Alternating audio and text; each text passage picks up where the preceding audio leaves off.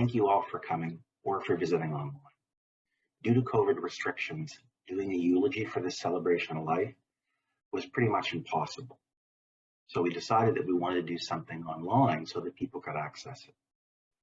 Something needs to be said about such an amazing individual like Sydney.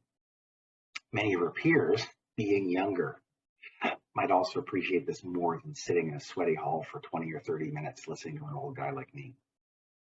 I'm hoping this should be 10, maybe 15 minutes at the most. So let's roll. Let's start with the obvious. If you've attended here in person today, you'll see her truck. She nicknamed it Rangy. She nicknamed everything, short for Ranger. Her and I joked that she'd never be able to hide from anybody with this truck. Sure enough, that was the case. We debated about bringing it here today, but these things are the things that embodied what Sydney was. Pink camo, pink decals, pink seat covers, hell of a booming 100-watt subwoofer. The booming sub coming up the street was a bit like her bounding up the stairs in the morning, shouting, "Wha-bam!" You knew Sydney was in the room.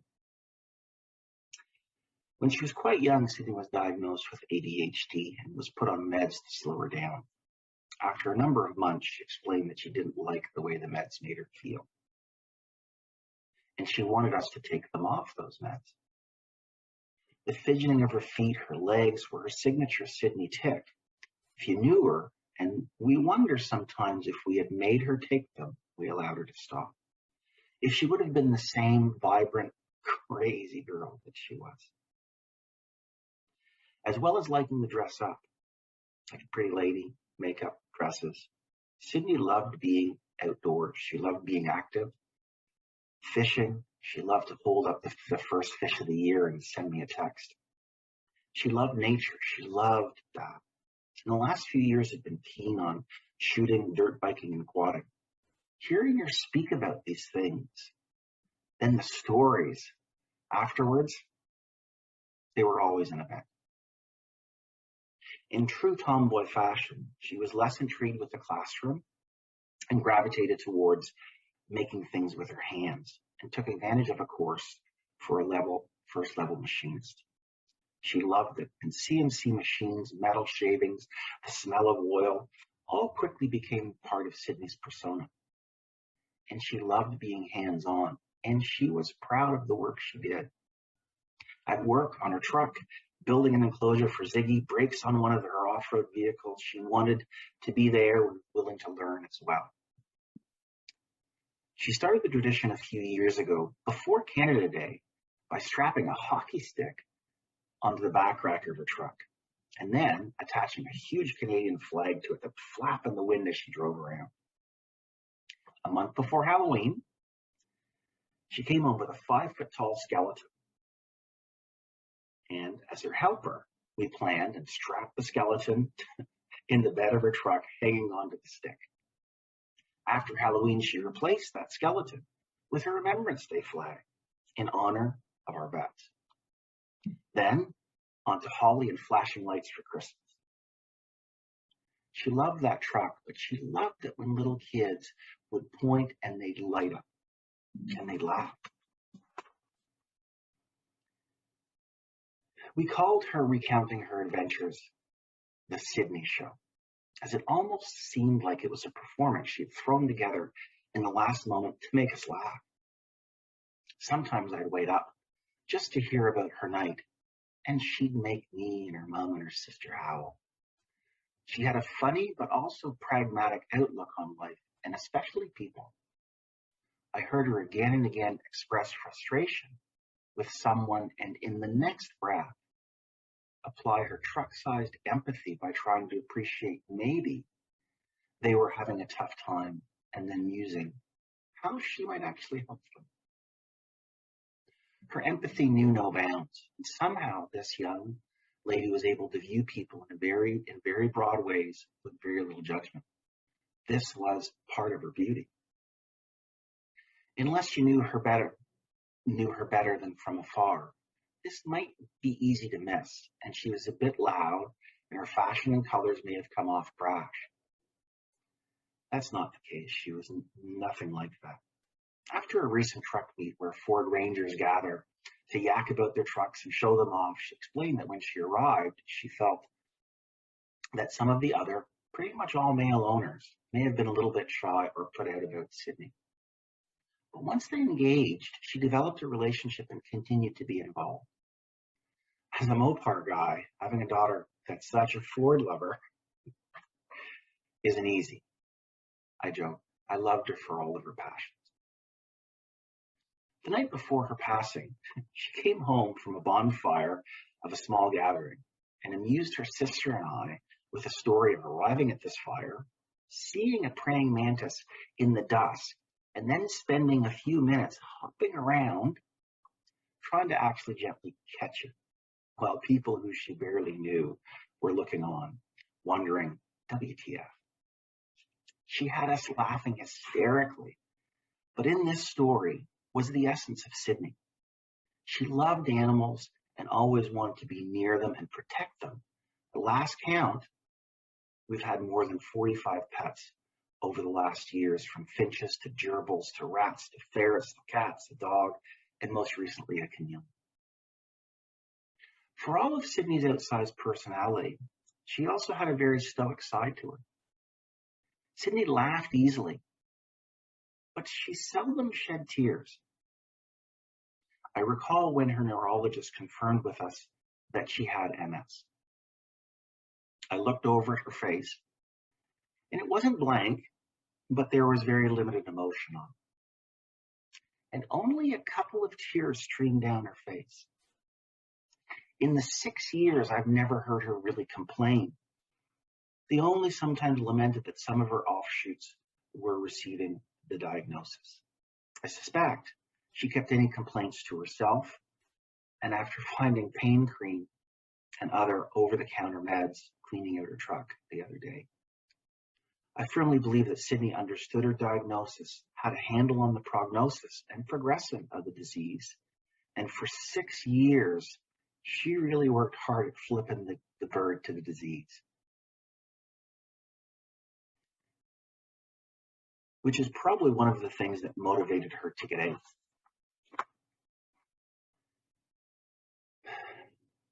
We were up in Bracebridge on Monday, and I tried to retrace her steps. I was able to stand on the dock where she and her friends got caught up and planned their day. They were going to ride, swim, maybe have some drinks after dinner. The water was that clear Muskoka glass, reflecting fluffy popcorn clouds. Perfect. I could sense that this was a place that she loved. Her friend explained that she was excited to be there, and they were excited to be together. The last few hours, Sydney was in her element. If she could have rented or owned this would have been the perfect place for her. Sydney was expressive in many ways, and one big way was the tattoo sleeve on her arm. Initially, we chatted about limiting them to something that would mean something for her whole life. That sounds ironic, yeah. She conceded that she wanted to do the tattoo her entire arm, eventually creating a sleeve, but promised that each would be meaningful. And they were.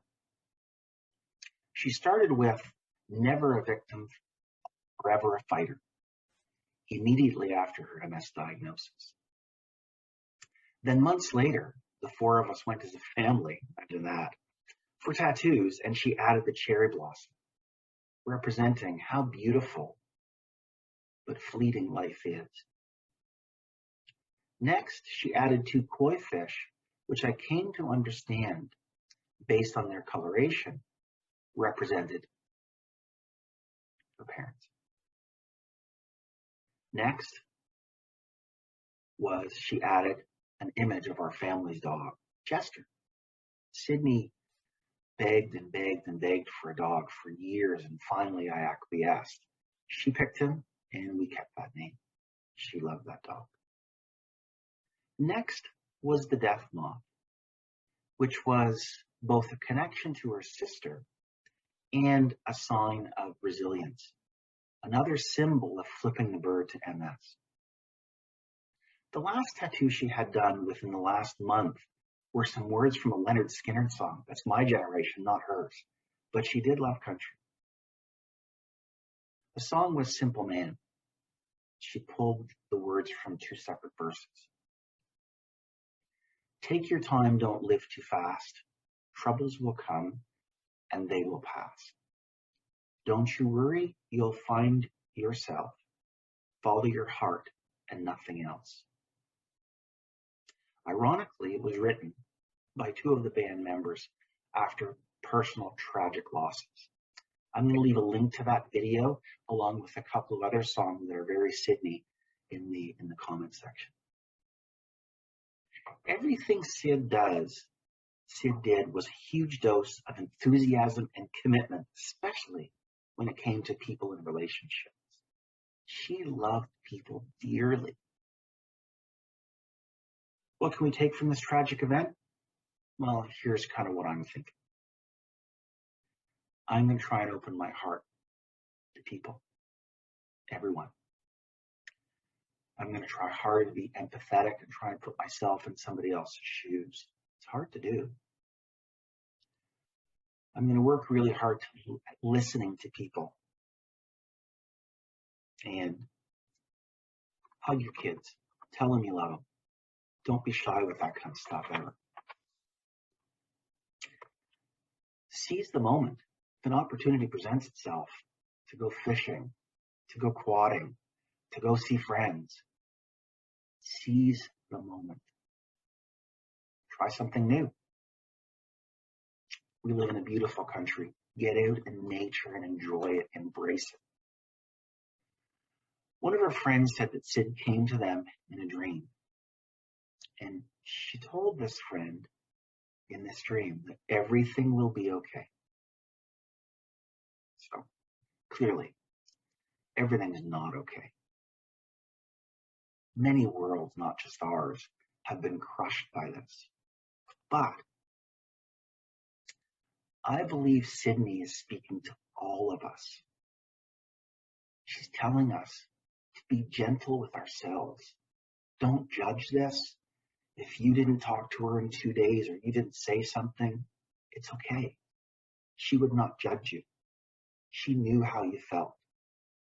Be empathetic, not only with yourself, with your close friends and family, but everybody. The guy behind the counter at Canadian Tire, the girl that's serving you at Tim Hortons, the people that are angry with you, ignorant or rude, because we never know what somebody else is going through. Sydney Tomei was my daughter. I loved her, and she was